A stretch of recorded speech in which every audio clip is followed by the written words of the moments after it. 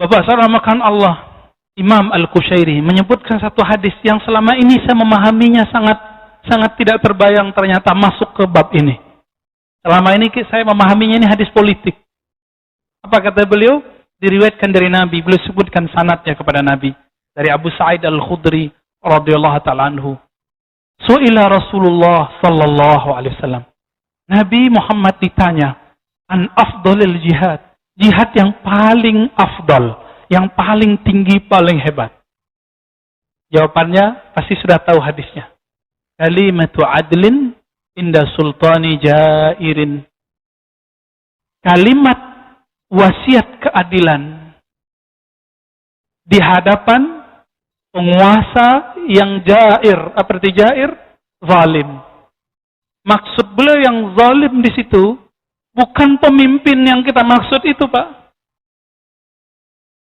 Imam Al-Ghazali mengatakan dalam Ihya Ulumuddin, di dalam dirimu ada raja dan ada perdana menteri, lalu ada menteri-menteri, lalu ada tentara. Siapa rajanya? Qalbu. Sudah jadi raja belum, Pak? Atau dia ditindas oleh rakyatnya? Qalbu kita ditindas nggak oleh rakyatnya? Rakyatnya matanya, telinganya, seleranya, nafsunya. Sepertinya saya dan antum semua lebih sering ditindas oleh rakyat tubuhnya. Imam Al-Ghazali mengatakan, perdana menterinya adalah akal. Kadang perdana menteri lebih menguasai daripada raja. Inilah zaman monarki, zaman sekarang. Ketika demokrasi terjadi, raja-raja hanya simbol. Benar nggak? Ya, negara-negara yang sekarang masih ada monarki, itu cuma simbol, Pak. Yang berkuasa tetap perdana menteri. Inggris, ya, negara tetangga-tetangga kita tuh, ya. Belanda, mereka jualan demokrasi, merekanya monarki. Lucu nggak, Pak? Kita punya kerajaan-kerajaan, tapi cuma jadi simbol. Kan sayang juga. Tapi alhamdulillah, dari Merauke sampai ke Sabang nyatu. Alhamdulillahirabbil alamin. Ini ajib. Orang Eropa bingung, Pak, sama kita. Orang Eropa tahunya Indonesia, Bali. Saya ditanya, ente dari mana? Ya, bukan pakai ente dia, Pak, ya, pakai you dia. Kamu dari mana? Saya bilang Indonesia, Jakarta. Itu di mana? Dia nggak ngerti. Dia taunya cuma Bali, Kuta. Nanti Kuta, Bali. Kuta, Bali. Udah gitu aja taunya. Wah, sedih kita. Dia taunya Indonesia cuma seimprit itu. Dia nggak ngerti Indonesia itu sama luasnya dengan Eropa. Bapak coba lihat peta Eropa dari ujung Irlandia sampai ke Rusia bagian barat. Itu semuanya sama dengan lebar Indonesia. Makanya ini gak mungkin pemimpin pertama kita kalau dia orang biasa. Gak mungkin. Dia pasti kekasih Allah, Pak. Pendiri bangsa ini pasti kekasih Allah. Karena dia gak egois dia. Walaupun di tengah jalan terjadi cekcok-cekcok. Tapi dia pasti kekasih Allah. Semoga Allah meridhoinya di alam sana. Ya, khusus untuk beliau. Semoga negeri ini juga dapat pancaran kebaikan. Ya, ruhnya Soekarno. Muhammad Soekarno, Muhammad Atta, Al-Fatihah. A'udzubillahi minasyaitonir rajim. Alhamdulillah.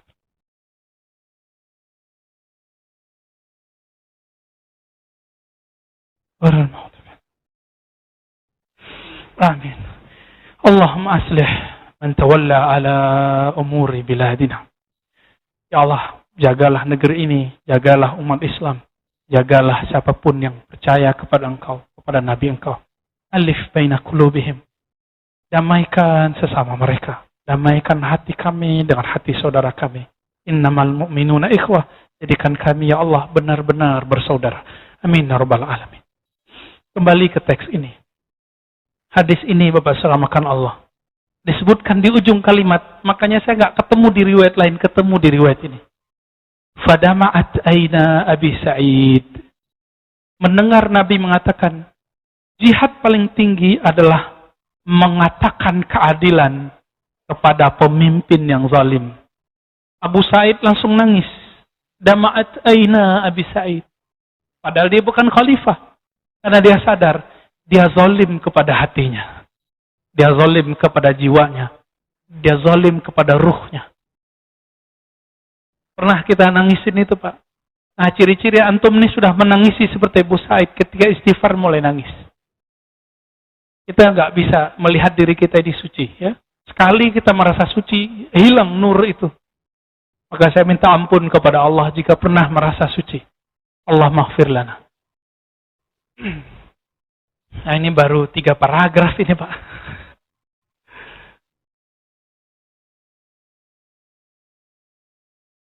Apa kata beliau? Kakek guruku bercerita, menyampaikan kalam kepada guruku, Imam Abu Abdurrahman As-Sulami. Kata Imam Kusyairi. Siapa kakek gurunya? Abu Utsman Al-Maghribi. Abu Utsman Al-Maghribi. Ini yang mengajarkan zikir qalbu kepada beliau. Man dhanna ayuftah lahu syai'un min ghairi hadhihi at-tariqah. Siapa yang mengira Allah akan buka jalan, Allah buka rahasia-rahasia jiwa, rahasia-rahasia kalbu, rahasia-rahasia ruh kepadanya tanpa melewati jalur thariqah ini, yaitu bermujahadah, melawan diri kita sendiri. Ya, fahuwa fi ghalat. Maka orang ini dalam ghalat, dalam kekeliruan. Jadi orang yang mengira bahwa bisa menjadi wali Allah itu cukup dengan ngerokok-ngerokok, ya, terus ngomong ngelantur-ngelantur, ngopi-ngopi, ngomongin cerita-cerita wali, nggak mungkin. Dia mesti ada mujahadah, ada mujahadahnya. Ya. Kita nggak mengharamkan rokok, Pak, tapi saya tidak merokok, ya. Saya banyak punya guru yang merokok. Kita bilang hukum rokok haram, dia punya 1000 dalil. Maka saya cukup mengatakan, baik, Sayyidi, ya sudah. Tapi ilmu ini, ilmu mujahadah, maka mujahadah ini dapat dibagi. Ada mujahadah hissiyah, mujahadah fisik. Mujahadah fisik itu, Bapak pengen ototnya kekar, ngapain? Fitness, workout. Itu bisa sesekali atau harus rutin. Lebih efektif dengan punya trainer, punya guru, atau sendiri-sendiri. Berguru. Ini kata kunci, Pak. Kata kuncinya 2 di situ. Rutin, punya instruktur. Benar. Jika ingin membentuk six pack, oh keren kan six pack? Antum ini six pack tapi dari samping, belendung. Ingin bentuk otot di sini, angka 8. Harus ngapain? Disiplin, istiqomah, punya instruktur.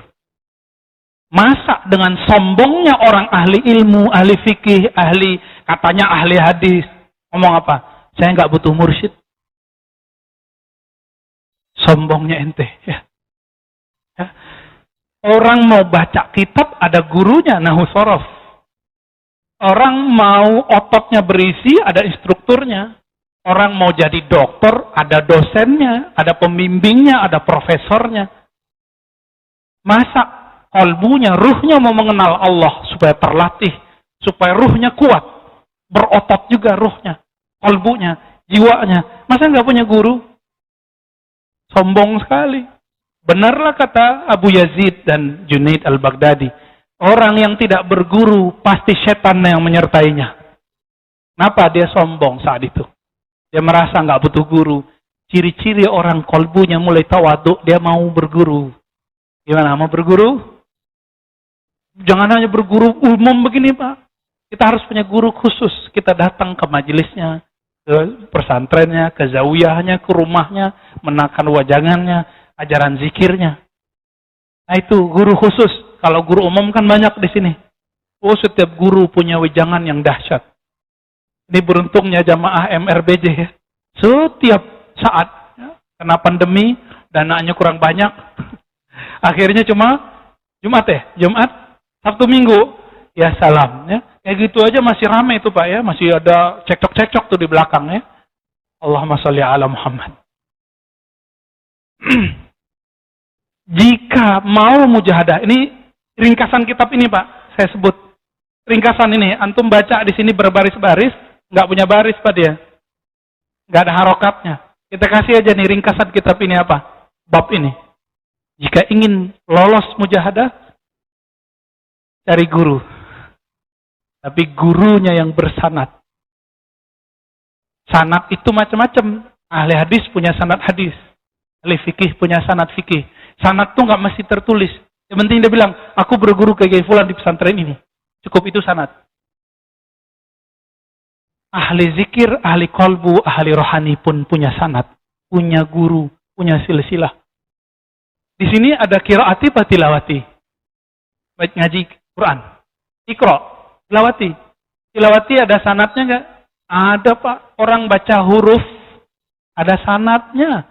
Apalagi memahami isi huruf, nggak punya sanad. Setan nama antum. Mau ditemenin setan. Ditandai kalau baru mulai sholat pikirannya kemana-mana Pak. Ya, zikir nggak pernah khusyuk. Sekalipun nggak Allah kasih. Karena ada kesombongan dalam dirinya. Taman-taman surga hanya bagi orang yang tawadhu. Taman-taman surga itu adalah zikir. Ya. Jadi yang kedua baru istiqomah. Istiqomah ini bisa diartikan disiplin. Yang kedua artinya amanah. Dapat ilmu diamalin, dapat ilmu dia jaga, dapat amanah setia. Itulah makna inti dari mujahadah. Setia enggak kepada Allah? Setiakah kepada Rasulullah? Setiakah kepada guru kita? Setia ini enggak, walaupun kita memandang ada yang tidak pantas di depan, kita tidak memandang rendah orangnya. Sekali murid mengatakan buruk tentang gurunya, nuzi'at anhul barakah, maka keberkahan dicabut darinya. Maka saya tutup dengan kalam terakhir di sini. Apa kata beliau?